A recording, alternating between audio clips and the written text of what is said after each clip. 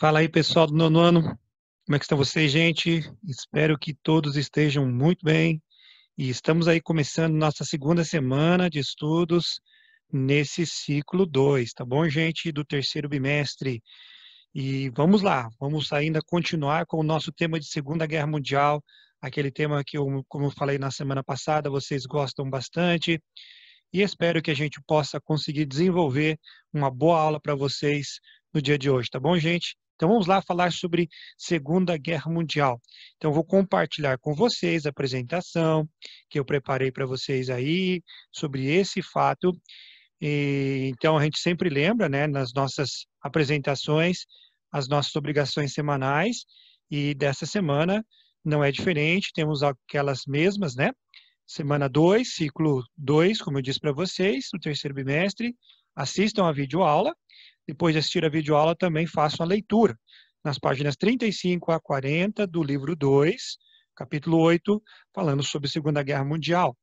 E depois façam as atividades da semana, que seriam as páginas 37, 39 e 42. Bom, temos 3 atividades para vocês fazerem nessas páginas aí. Eu espero que vocês façam. Podem tirar dúvida comigo, participando do fórum na segunda-feira e também na sala virtual. Nós vamos, então, estar tirando as suas dúvidas aí semanalmente. Espero que qualquer dúvida que vocês tenham, entre em contato comigo, tá bom, galera? Muito bem, então vamos lá falar sobre a Segunda Guerra Mundial, como estávamos falando na semana passada.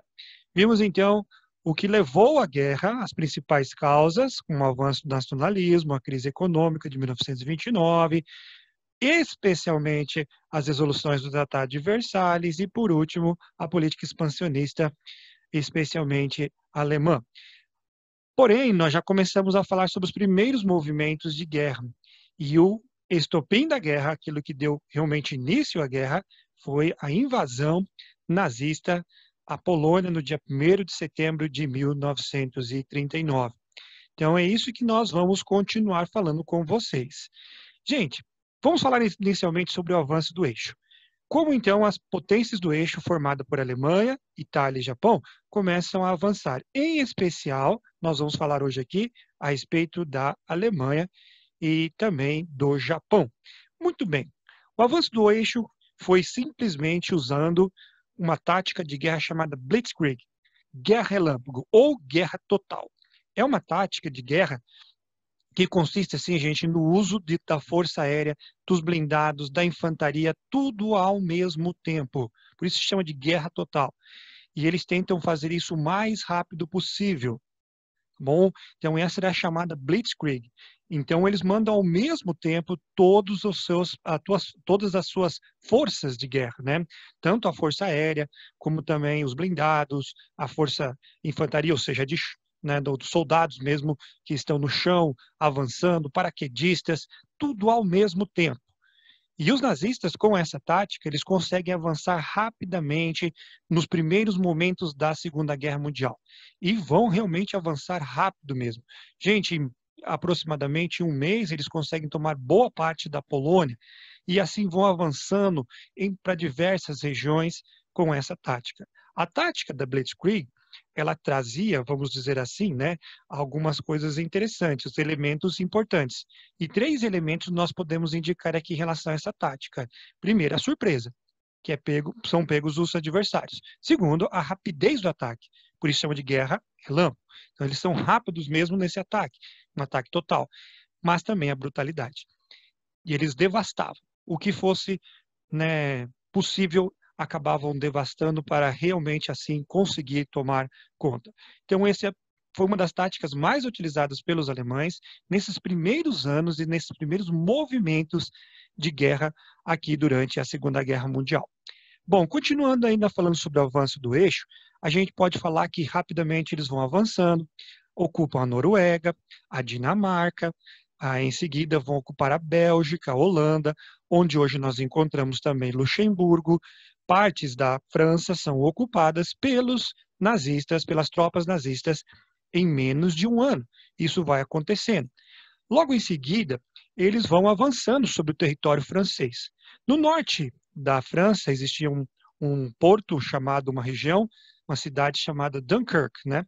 ou Dunkerque, aportuguesado aí. Mas Dunkirk é uma região ali que era muito próximo, né? Uma região da França próximo ao Canal da Mancha, que liga a França à Inglaterra. Houve a famosa retirada de Dunkirk, né, em junho de 1940. Isso gerou até um filme recentemente, está aqui a propaganda do filme aí, Dunkirk, né, que foi uma retirada muito interessante. Eles conseguiram, os nazistas avançam e tentam atacar e tentam conquistar a região o mais rápido possível, mas os soldados aliados, formados por franceses e ingleses neste momento, conseguem se retirar da região da costa sem serem aprisionados. E eles conseguem atravessar através de uma força muito grande ocorrida até entre civis. Embarcações civis foram utilizadas, entre outras coisas, para tentar resgatar milhões de soldados dos aliados que vão atravessar o Canal da Mancha, se refugiar na Inglaterra para depois se recuperar, tentando novamente atacar a França. Então foi bem interessante essa retirada de Dunkirk e, como eu disse para vocês, gerou até um filme. Eu não sei se vocês já assistiram, mas fica aí também uma propagandinha para vocês, tá bom?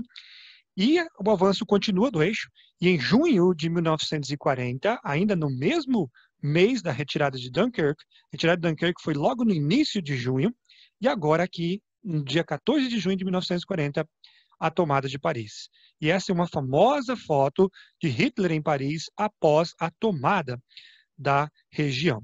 Tá certo, gente? E esse é assim que nós vemos, então, a continuação do avanço do eixo aqui na Segunda Guerra Mundial. É estabelecido o que foi conhecido como França nazista. O sul da França, ele assinou um armistício com os nazistas e criou a República de Vic, né? Que seria o que nós conhecemos um Estado fascista e que era colaboracionista com a Alemanha nazista, né? Sob o comando de um marechal chamado Marechal Pétain, que foi um herói francês da Primeira Guerra Mundial, mas que acabou sendo usado como quem que lideraria essa França nazista no sul da França, ali nessa zona ocupada aqui, tá bom? Desculpa, nessa free zone aqui, tá? A zona ocupada vai ser essa zona ao norte da França, onde as tropas nazistas vão conquistar toda essa região e estabelecer aqui diversos bunkers em toda a costa, tornando-se praticamente impenetrável ao avanço dos aliados. São bunkers, gente, que até hoje existem, alguns deles ali, lógico, como museu, alguns desses ainda estão ali no litoral francês, tá bom, gente? Muito bem, continuando aí, falando a respeito deste avanço, teve então, por causa da Batalha de Dunkirk, da famosa, né, da retirada de Dunkirk, a Alemanha tenta, em represália, um ataque maciço à Inglaterra. E ataque, né, vai ser um ataque realmente muito grande a diversas cidades da Inglaterra, em especial Londres. Winston Churchill, nessa época, disse o seguinte: nunca no campo dos conflitos humanos tantos deveram tanto a tão poucos. Né? Falando justamente, infelizmente, sobre as baixas, sobre os problemas que acarretaram a Segunda Guerra Mundial, em especial esses ataques nazistas à ilha da Grã-Bretanha. Bom, e o que foi, gente, isso daí? Então, os alemães vão tentar, então, quebrar, né, esse poderio aéreo, o inglês, através dessa sucessão de bombardeios. Esses bombardeios, como eu coloquei para vocês aí, vão começar em 10 de julho e vão até novembro. E são bombardeios constantes, praticamente todos os dias. São ataques, né, da famosa Luftwaffe, né, que é a força aérea nazista, contra a RAF, né, que era a força aérea da Grã-Bretanha, da Inglaterra. Né? E interessante aqui é que as forças inglesas não caíram. E a batalha foi considerada o primeiro grande revés alemão na Segunda Guerra Mundial. Então, por isso, é interessante nós falarmos aqui. Foi muitas perdas os ingleses tiveram, tanto estruturalmente como também baixas humanas, porém eles conseguiram resistir. E essa charge aí mostra justamente isso.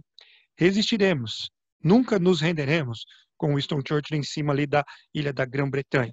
Então eles conseguem resistir e com isso realmente trazem o primeiro grande revés nazista na Segunda Guerra Mundial. Gente, agora a guerra vai se tornar mundial, de fato. É quando ela vai realmente se tornar mundial. Inclusive, eu fiz uma pergunta dessa para vocês lá na nossa produção acadêmica, né? Esses dois fatos que vocês veem aí tornam a guerra de fato mundial. Primeiramente, quando a Alemanha vai atacar a União Soviética, em especial na Batalha de Stalingrado. E aqui embaixo, nós temos então o ataque surpresa japonês à base de Pearl Harbor nos Estados Unidos. Esses dois fatos fizeram da guerra se tornar, então, algo mundial. Vamos falar rapidamente sobre esses dois. A Operação Barbarossa ela vai acontecer a partir de junho de 1941. Essa Operação Barbarossa era o quê? Era invasão nazista à União Soviética. Eles, então, rompem o pacto de não agressão, que nós estudamos na semana passada, e iniciam, então, essa tentativa de invasão às terras soviéticas. Eles vão avançar, especialmente indo para o norte, a tentativa era chegar até Leningrado, né? E inicialmente o deslocamento foi muito rápido e as baixas soviéticas foram consideradas, especialmente por causa da superioridade militar da alemã, que era muito grande. Porém, os soviéticos resistiram bravamente, né? Uma das coisas que nós mostramos para vocês é justamente o exemplo dessa moça, a Zoya Anatolievna, né? Que é uma menina de 18 anos, que ela foi realmente uma das símbolos, né, da resistência soviética na Segunda Guerra Mundial. Ela acabou, infelizmente, capturada, foi enforcada pelos alemães e o seu corpo foi deixado exposto em meio à neve, mas ainda assim ela se tornou heroína e símbolo dessa resistência soviética às tropas nazistas. A Operação Barbarossa, ela começa, então, como eu disse para vocês, por esse avanço para a cidade de Leningrado, atual São Petersburgo.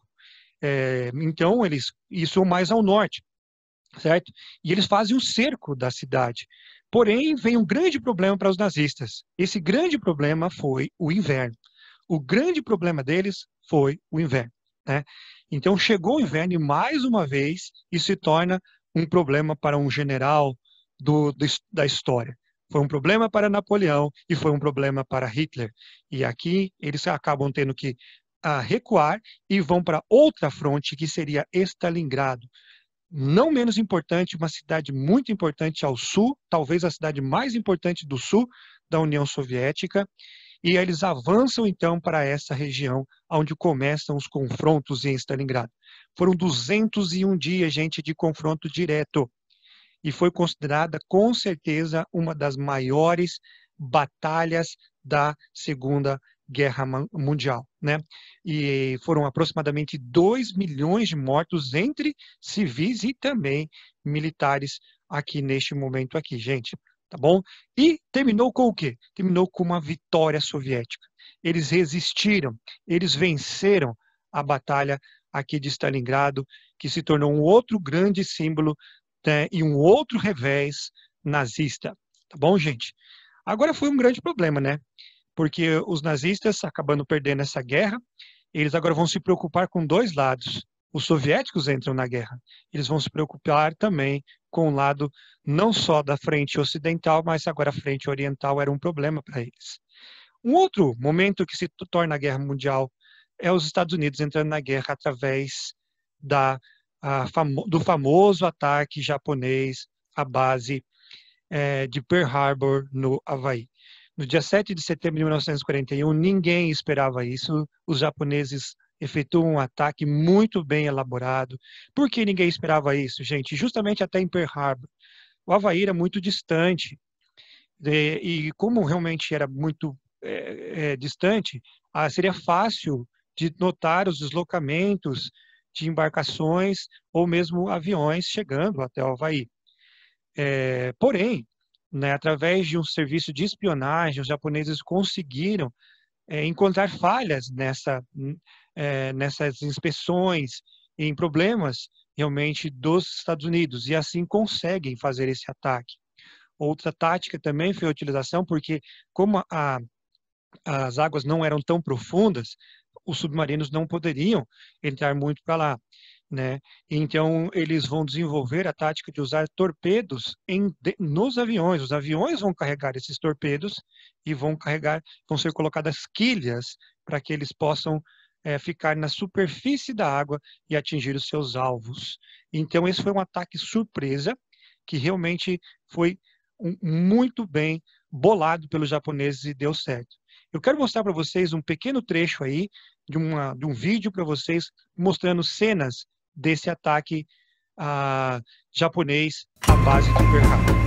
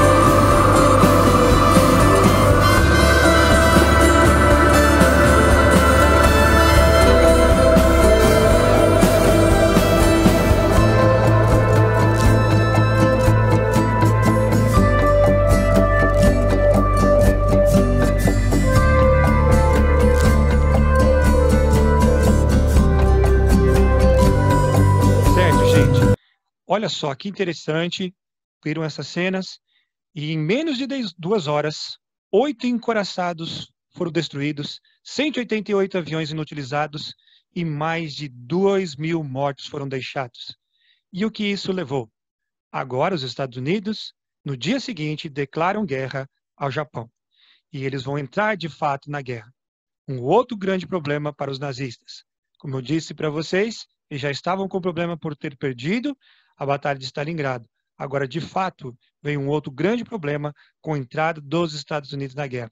Inicialmente, mais especificamente contra os japoneses. Porém, os Estados Unidos também mandarão tropa para a Europa e serão decisivos na finalização dessa guerra. Tá bom, gente? Muito bom. Espero que vocês tenham entendido, galera. E qualquer coisa, entre em contato comigo, tá bom, gente? Grande abraço, uma boa semana de estudos para vocês aí, galera.